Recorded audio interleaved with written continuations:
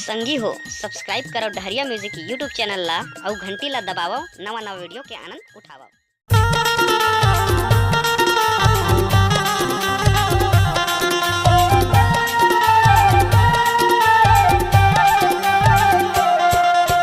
राई पुराई जे पान बिलसपुर बुलायो ता मेहरी माराम भारी पीपरिया 12 बजे रात जमाया भक्त गारी दे आज होरी तुरबर मोला माया हो गे ना ऐसे सुंदर काया मोर दिले मोहली दू ऐसे सुंदर काया मोर दिले मोहली दू।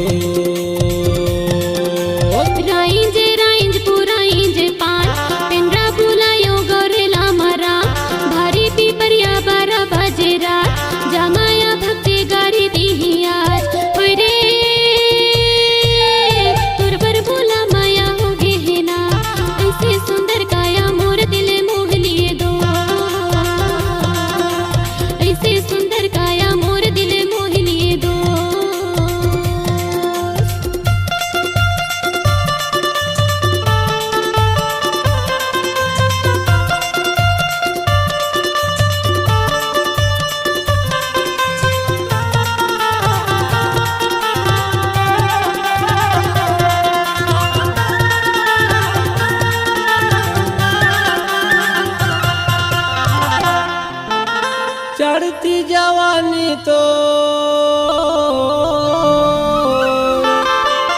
और उम्र 16 साल तोर पातर है कन्या गोरी और दिखे दोनों गोरी गोरी गाल और दिखे दोनों गोरी गोरी गाल। राइंज पुराइंज पान पिंजरा बुलायो गौरेला मारा भारी पीपरिया 12 बजे रात जमाया भक्ते गारी दिहिया होय रे तोरबर मोला माया हो गे है ना ऐसे सुंदर काया मोर दिल मोहि लिए दो।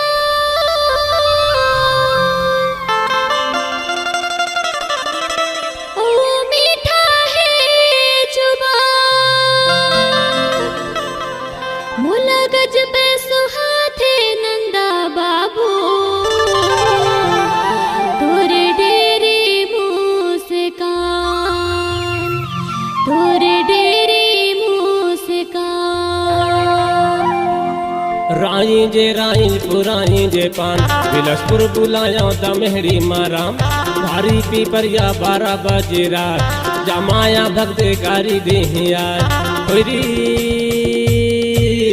तुरबर मोला माया हो गे ना ऐसे सुंदर काया मोर दिले मोहली दू।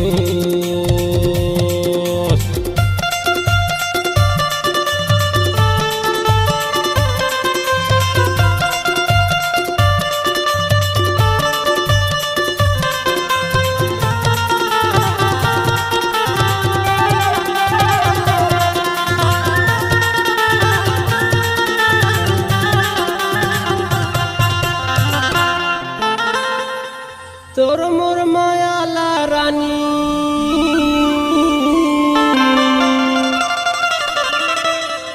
कोनो जाने वो झन लुका छिप के चलन दे मोर रानी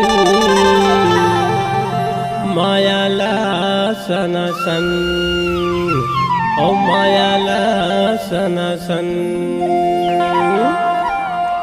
राइंज पुराइंज पान पिंजरा बुलायो गौरेला मारा भारी पीपरिया 12 बजे रात जमाया भक्ते गारी दिहिया होय रे तोरबर मोला माया हो गे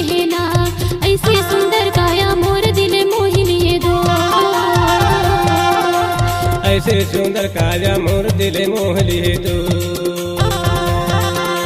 राइन जे पान बिलासपुर बुलायो दमहरी माराम। थारी पीपरिया 12 बजे रात जमाया भगते गारी देही आज।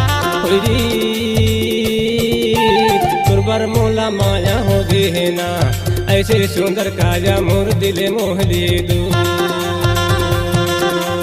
ऐसे सुंदर काया मोर दिल मोह लिए दो।